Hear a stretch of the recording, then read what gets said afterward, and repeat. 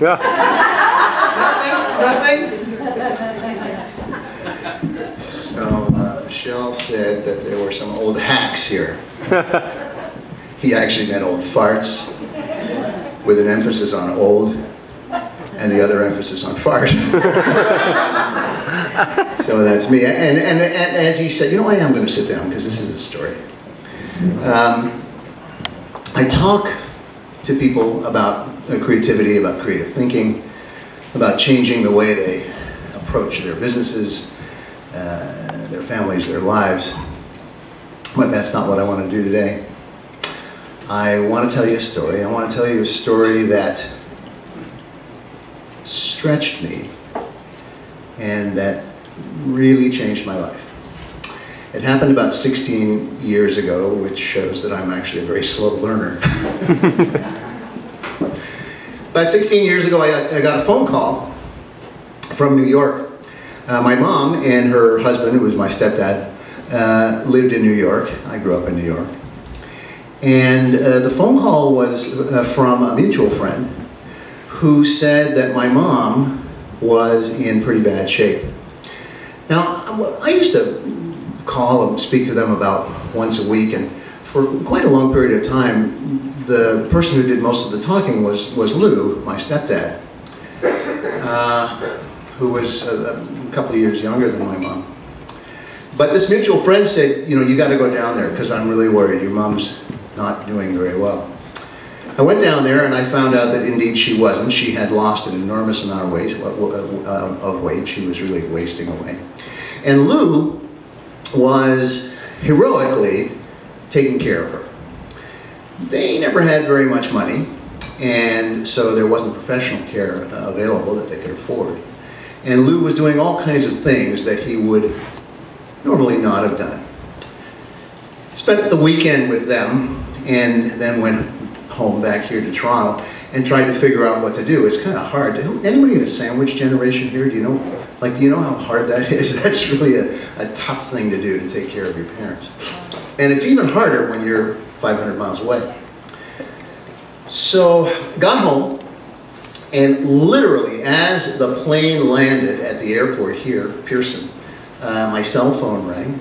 There were cell phones at that time. And it was the mutual friend again who said that Lou had just been taken to the hospital. Now this was a disaster because he was taking care of her, and what had happened was he developed a nosebleed, and it just bled and bled and bled and bled and bled, and he started losing blood, and you know he was fainting, and so he was taken to emergency, went into a coma. So literally I turned around and came down again and started doing all kinds of things that you do in those circumstances. I'm not going to bore you with what they were. Turned out that Lou stayed in the hospital for about 6 weeks. He eventually recovered, but during those 6 weeks, and I was living down there at the time, during those 6 weeks, my mom was going in and out, in and out, in and out of hospital herself. She had respiratory stuff, and go take an ambulance and go down and fix her up and then send her back, and it was really gruesome. Turns out that according to all the available advice that we had, she would be a whole lot better in a palliative care kind of a unit. So we made the arrangement to do that, but as I said, they didn't have a whole lot of money. And I don't know if any of you know what the system is in the United States, but the system in the United States is this, that if you go into such a, call it an old age home, call it a palliative care unit, whatever, and you can't afford to pay the bill, they just take your money. That's how it works. So in order to save Lou from having all of his assets seized, we had to do a little legal maneuver. And the legal maneuver was that he had to disown my mom. And then, first of all, we had to transfer all the assets to him. Then he had to disown her so she could go to this facility and he would still have, and believe me, they didn't have a whole lot of money to begin with, that he could continue to live. So he had a daughter, or has a daughter, her name is Robin. Didn't know her real well, but I got to know her during this period of time. And we all agreed, Mom and Lou had an arrangement with them in any case, that whichever one of them predeceased the other, they would treat the two children, that's me and this woman, Robin, who, as I say, didn't know each other all that well, equally and fairly, that they would split whatever they had, which was kind of nice. So the discussion went around and around and around, and finally what happened was that Robin and I agreed, yes, we'd adhere to this even though Lou now had all the money, etc., etc., etc. My mom didn't last very long, about another 6 or 7 months, and which would have consumed everything in any case. And then, as it happened, Lou had to go into such a home as well. Things just happen, I guess. So, a year or so after that, I got a call from Robin. And she said, "I'm sorry to tell you that my dad has died." Now, Robin was married to a fellow by the name of Larry, and they were kind of just starting out in life and didn't have a whole lot of money. And the first thing Robin said is, "And I'm really worried because I don't have any money to deal with the funeral expenses."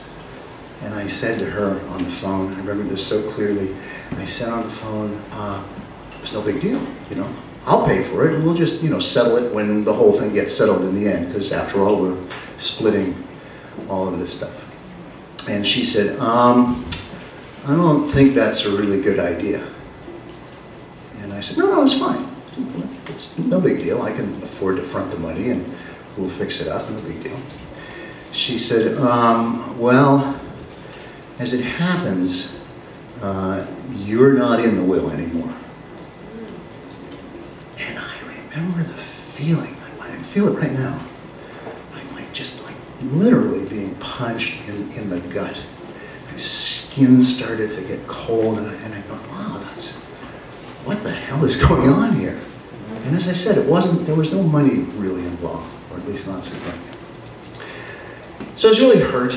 I didn't understand what happened. As it turns out, Lou had gone to a lawyer one day, and he changed the will, and he was really angry about something, who knows what. But this is what he had decided to do. And Robin's view on this was, this is what my father decided to do, and I have to respect that. Now that's kind of an easy decision to make if you're in that. But that was her decision.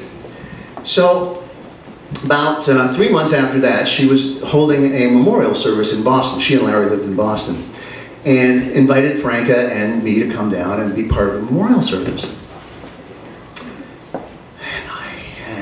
Problem going down there, but I just felt that it was the right thing to do. Went down there, and first place we went was to the apartment of Larry and Robin and their little girl. And Larry completely innocently gave me a tour of their apartment, which had all the furniture in it that I grew up with as a little kid. And he was saying, "And we got this, and we got this, and we got this." And finally he came to a desk which Lou had made for me when I was 12 years old. And it had a chess table that kind of folded up, because I liked it. Lou and I played chess together sometimes. And he said, "Look at this, it's the coolest desk you've ever seen." And my heart was breaking. And he didn't have a clue. Next day was the memorial service. And various people got up. Larry got up, and Robin got up, and a few other people got up. There were about 50 or 60 people in this a Buddhist temple. They were practicing Buddhists at the time. And I remember sitting in the front there and thinking, "Oh, fuck, I have to get up." And I didn't want to. I didn't know what to say. I didn't know what to do.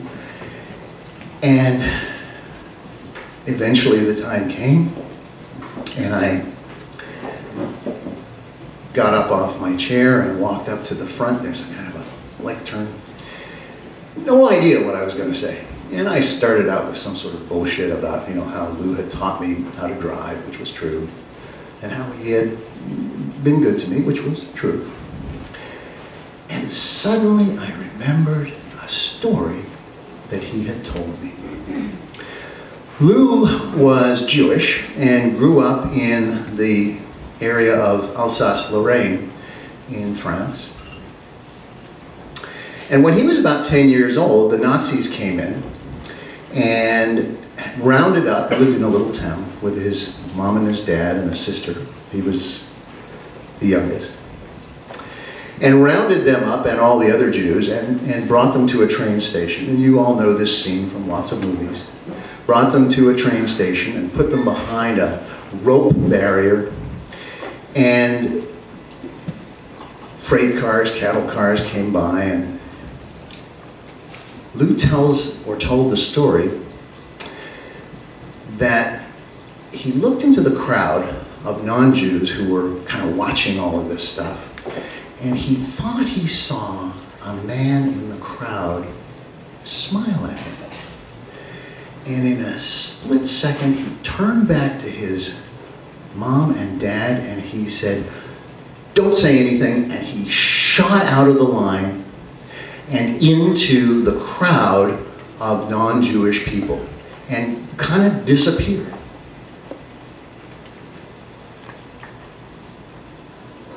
He spent the rest of the war in a nunnery and was being protected by some Catholic order.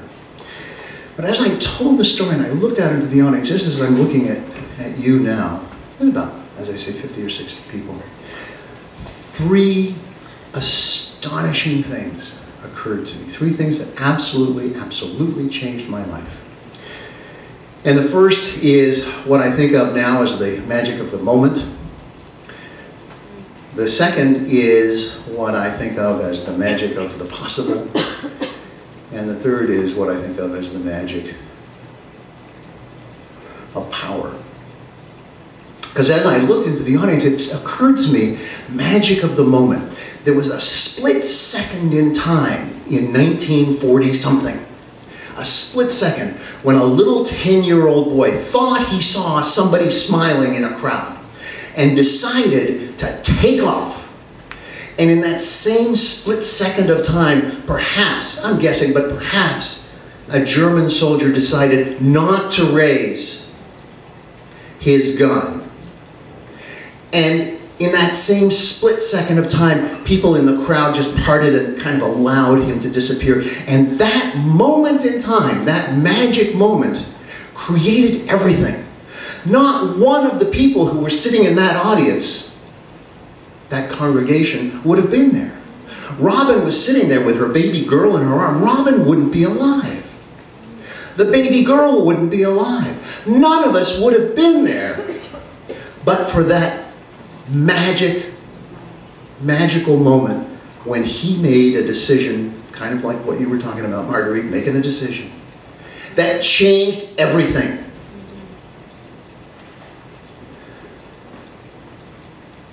The second is the magic of possibility, and it derives from the first because the possibility that all of us were in that Buddhist temple and sitting there and celebrating this guy's life. The possibility of that was infinitesimally small. Tiny. How could that happen? I mean, think about what we think about when we think about the impossible. Look around this room. Every single thing in this room was once thought to be impossible. Everything was once thought to be impossible, and yet it is. You know, you're impossible. I'm not talking about the way your wife or husband says it to you. But you're impossible. Your very existence mathematically is so tinily small, it's so infinitely nothing that you shouldn't exist, and yet you look in the mirror and there you are. And there you are. So why would we think anything, ever, is impossible? Mathematically, that's just not true. Anything and everything is possible. And the final is the magic of power. And again, it derives from the first. And that is that all of us sitting here Lou in his life, all the people you know, our power is nothing. You probably think about, what am I? Who am I in society? How can I make any changes? What influence do I have? What impact do I have? Our power is almost nothing. But our influence is beyond calculation. The influence that Lou had to create that impossible environment in that Buddhist temple. The influence that all of us have all the time, every day, every second. You don't have to wait 1 second to make the world a better place, do you? No. You don't. Because in the impossible you exists every single possibility that there is. Every decision you make, every action you take, every decision you don't make, every decision you don't take creates a new universe. Usually we do that by default, but you know what? We could do that maybe by design. So as I looked into the audience, I realized, and this was the real change for me, I realized that, yeah, Lou may have taken away family photographs and furniture and memories and a tiny, tiny, tiny bit of money. But what he had given me was this insight into the magic of those three things. The magic of the moment, the magic of the possible, and I'll change it now, the magic of influence. Thank you.